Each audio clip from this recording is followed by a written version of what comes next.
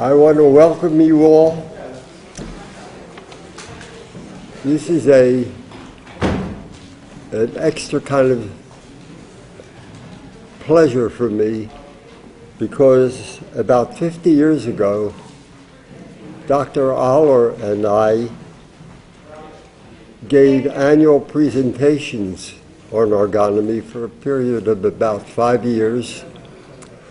And it's a pleasure to be in this room and see at least partly a new generation as my audience.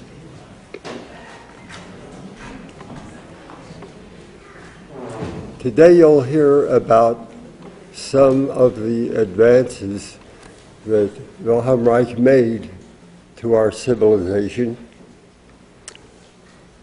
Reich was a very special person. He had things in common with electromagnetic forces.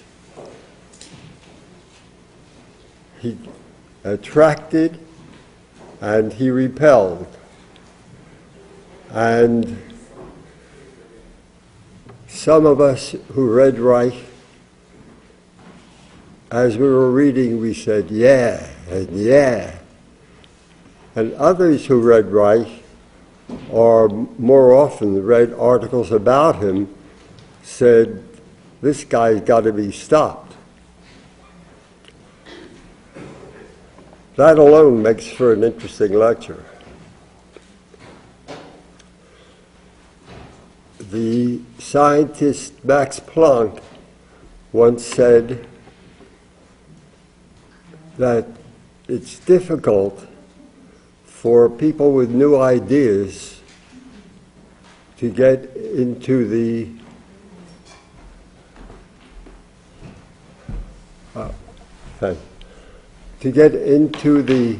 flow of conventional science. That the orthodox scientists have a special brand of cultural lag, and that they tend to reject what's new.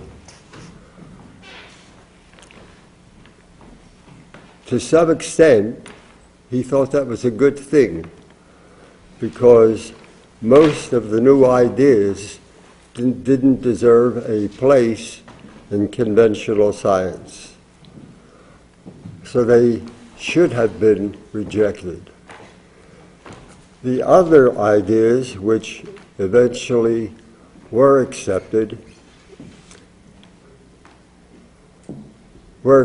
not because of their essential validity, but they were accepted because the old guard died off, and the younger scientists saw their value more clearly.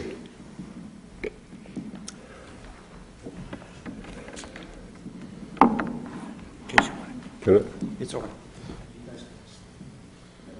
Give a mic stand. In our case,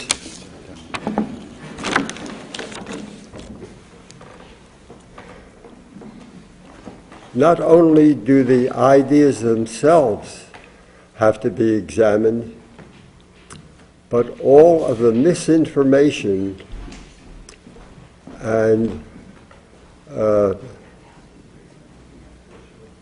enmity has to be dissolved before people can hear the argument clearly. Wilhelm Reich was born in 1987.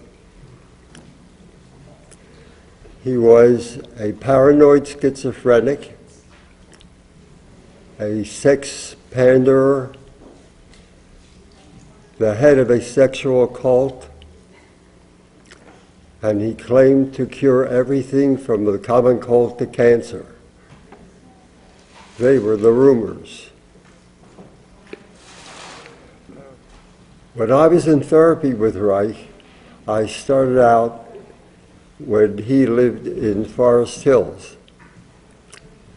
At that time, he had a professorship at the New School for Social Research, and he practiced on patients and he taught students. One of my friends, who was a respected member of the faculty at Jefferson Medical School, said to me, "What do other psychiatrists think of Reich?" And I said, "They think he's nuts." And he said, "No, I mean the respectable ones, the academic ones." So I said, "Joe, do you know any of the psychiatrists on staff at Jeff?" He said, "A couple of them." I said, "Ask them." So he asked the first of his acquaintances, who was a psychiatrist, and he said, "What do you think of Wilhelm Reich?" And the psychiatrist answered, "He's in a mental institution." And my friend said, "Are you sure?" He said, "Yeah." He said, "I don't know where, but I know he's in some institution." And he said, "Well, I know someone who goes for therapy to Reich in Forest Hills." And he was amazed because he knew that Reich was in a mental institution. And exactly the same thing happened with the second psychiatrist whom he questioned.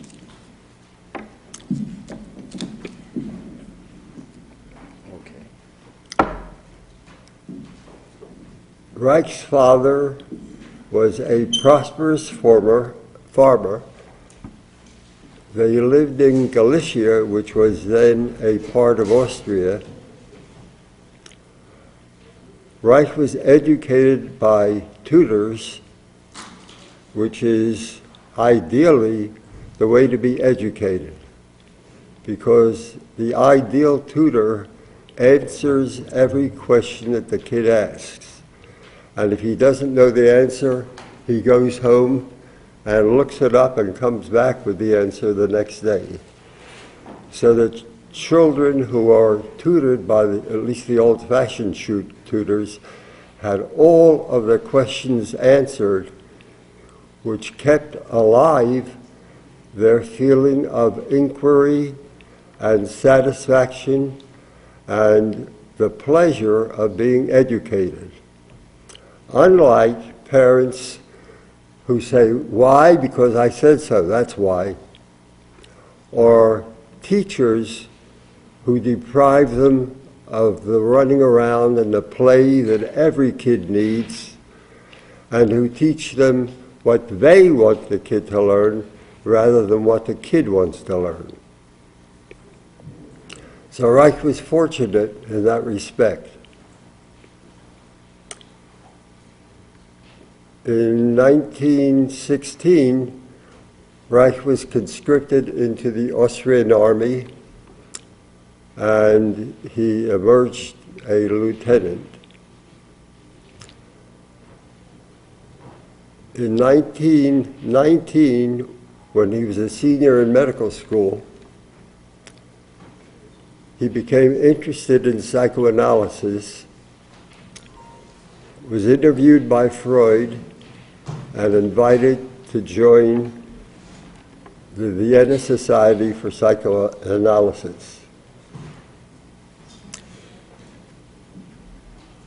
In 1924 to 1930, he was the head of the Vienna Clinic for Vienna Seminar for Psychoanalytic Studies, which was the teaching arm of psychoanalysis in Vienna. And in that capacity, he taught many American psychiatrists who came over to learn about, to be treated and to learn about psychoanalysis.